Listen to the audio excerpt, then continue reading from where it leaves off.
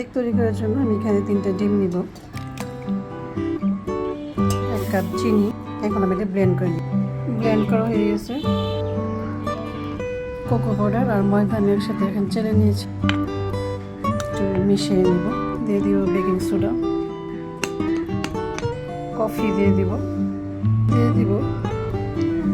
একটু তেল,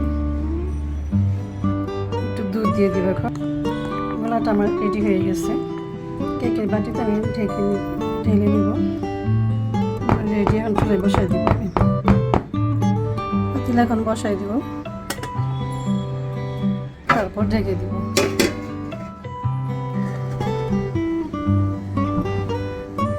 কেকটা আমার হয়ে গেছে।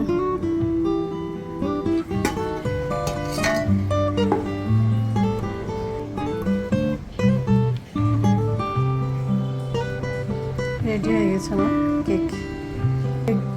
কেকে একটু চকলেট সিরাপ দিয়ে দিব।